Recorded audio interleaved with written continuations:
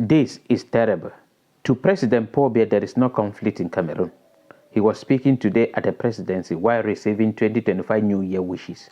And he was naming places all over the world that are having conflict, like Gaza, Ukraine, Sudan, but did not name Cameroon or Southern Cameroon.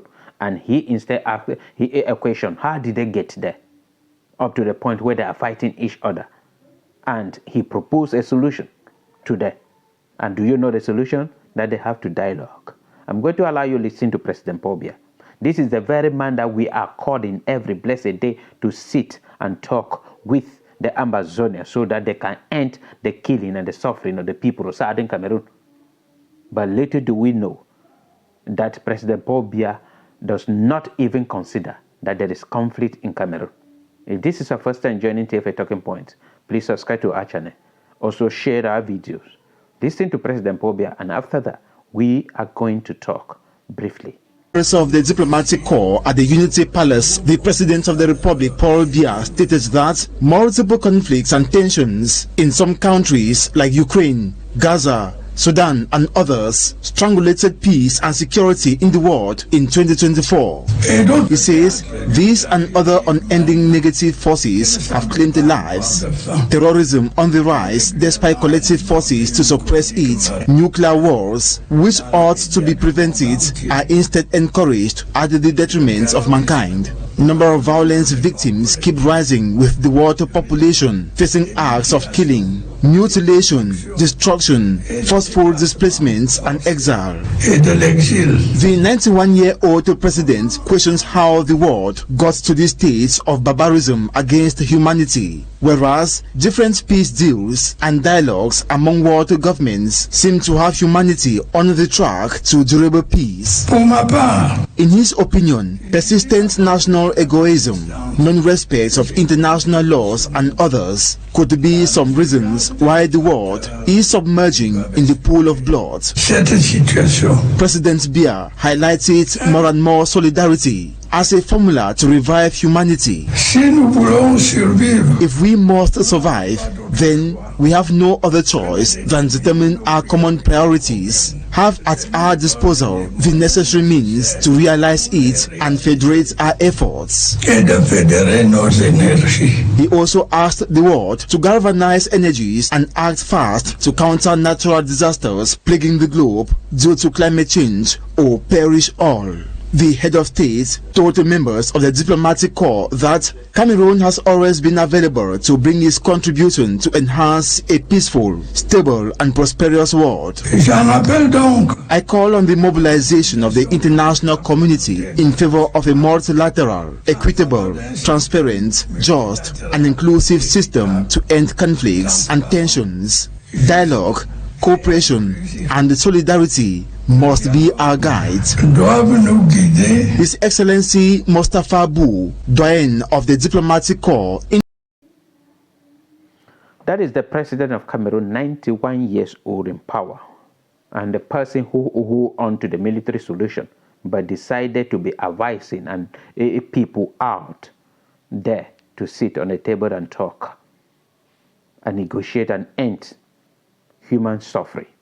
And in his own country, he refused to end human suffering.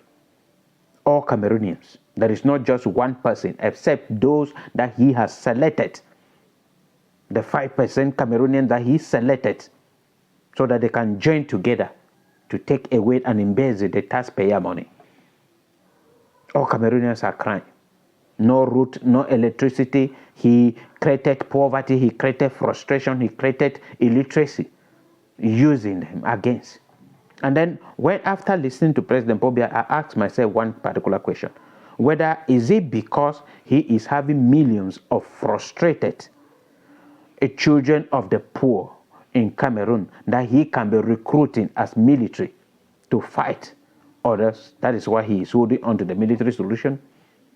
Because to President Paul Biya, after all these 8 years of fighting in Southern Cameroon, where more than 10,000 people have been brutally killed by the military and the Ambazonia fighters because of the Anglophone crisis created by the government of Cameroon, and more than 250 villages burnt down, up to this point for 8 years today, that there is no peace in Southern Cameroon, no peace in Cameroon. And President Paul Biya has never one day recognized that it is a conflict.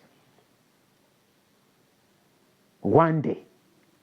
They keep on in every occasion, keep on calling on other countries to negotiate, to sit and end fighting, but to refuse to sit and end fighting in his own country.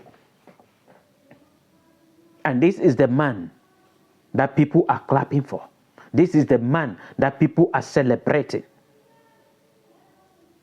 And he stood there talking as an innocent person, as if Cameroon is a peaceful country. Those listening to him, maybe who have never been in Cameroon, will wish to come and live in Cameroon or to see the country that is very peaceful, up to the point where the president is pleading. Because from his voice and from what somebody wrote for him to read, it's just as if Cameroon is a perfect place. But Cameroon, to me and to many Cameroonians, is hell on earth. Where suffering is just like a culture, part of the lives of everybody in Cameroon. Misery. President Paul Biya is talking about dialogue in which there is crisis in his own country. And even international community, many people struggle by all possible means for government to sit and dialogue. President Paul Biya refused. He is calling Russia and Ukraine to negotiate, calling Israel and Gaza to negotiate, Sudan to negotiate, but to refuse to negotiate in his own country. If this is not a weakness, if this is not evil, can you tell me exactly what this is? That your people are suffering, your people are crying, your government is running bankrupt, but you refuse to recognize the root cause of the problem plaguing your own country. But every day that you have an opportunity, the first thing is to provoke the very people who are suffering by uttering statements like this, that there is no crisis, there is nothing going on in Cameroon, other countries are suffering. President Paul Biya, you are 91 years old, and the only thing you deserve at this point is respect. And if you do not respect yourself, it will be very difficult for people to respect you. Very difficult. If you maybe respected democracy, I would have been talking against you, because you could have been at home resting with your great-grandchildren. But today, little children, your great-grandchildren are insulting you, saying all sorts of things against you. You do not deserve this. Go home and rest.